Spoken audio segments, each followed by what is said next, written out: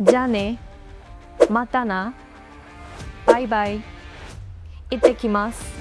ဒီလိုမျိုးအခြေခံကြတဲ့နှုတ်ဆက်စကားတွေကိုပဲအခုချိန်ထိသုံးနေအောင်ပဲလားဒါဆိုရင်တော့စင်စေးကနောက်ထပ်အခြေအနေတွေမှာဘယ်လိုသုံးလို့ရမလဲဆိုတဲ့စကားလုံးလေးကိုဆက်ပြီးတော့ပြပြပေးသွားခြင်းပါတယ်အိုဂျာမရှိမစတာဒီစကားလုံးကတော့တယောက်ရဲ့အိမ်ကနေတယောက်ရဲ့နေရာကနေပြီးတော့ပြန်တဲ့အခါမျိုးမှာဆိုလို့ရှိရင်အခုလိုမျိုးနှုတ်ဆက်လို့ရပါတယ်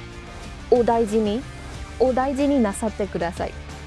ဒီစကားလုံးကတော့ဒီမကောင်းတဲ့သူကိုနှုတ်ဆက်ခြင်းတဲ့အခါမျိုးမှာဆိုရင်အခုလိုသုံးလို့ရပါတယ်။ပိုရင်ကြီးတဲ့အသုံးနှုန်းကိုပြောချင်နေဆိုရင်တော့ဒုတိယမြောက်ဖြစ်တဲ့အိုဒိုင်ဂျီနီနာဆက်တက်ကူဒါဆိုင်ကိုအသုံးပြုပေးပါ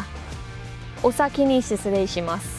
ဒီနှုတ်ဆက်တဲ့ပုံစံကတော့ကိုကသူများထက်ကိုအရင်စောပြီးတော့အလုပ်ကနေပြန်ကျင်တဲ့အခါမျိုးမှာဆိုရင်နှုတ်ဆက်လို့ရပါတယ်။အိုဆေဝါနီနာရီမတ်တာဒီစကားလုံးကတော့ဘွဲယူတဲ့အခါမျိုးတွေသို့မဟုတ်ကိုကဒီအလုပ်ကနေထွက်ပြီးတော့တခြားတနေရာကိုလှုပ်ဝင်တော့မယ့်အခါမျိုးမှာဆိုရင်ကိုကိုစောက်ရှောက်ပေးခဲ့တဲ့အတွက်ကြောင့်ကျေးဇူးတင်ပါတယ်ဆိုပြီးတော့နှုတ်ဆက်စကားပြောချင်တဲ့အခါမျိုးမှာဆိုလို့ရှိရင်အိုဆေဝါနီနာရီမတ်တာဒီလိုမျိုးနှုတ်ဆက်လို့ရပါတယ်။အိုဂန်ခီတဲ့ဒီနှုတ်ဆက်တဲ့ပုံစံကတော့ကိုနဲ့တစ်ဖက်သူနဲ့ကမတွေ့တော့ဘဲနဲ့တစ်ဖက်သူကိုကြမ်းကြမ်းမာမာနေပါဆိုပြီးတော့ပြောချင်တဲ့အခါမျိုးမှာဆိုရင်အိုဂန်ခီတဲ့ဆိုပြီးတော့နှုတ်ဆက်လို့ရပါတယ်။အဲ့တော့ဂျပန်စကားကိုပို့ပြီးတော့တိုးတက်စင်နေဆိုရင်တော့ Saya App မှာအခုပဲလေ့လာလိုက်ပါ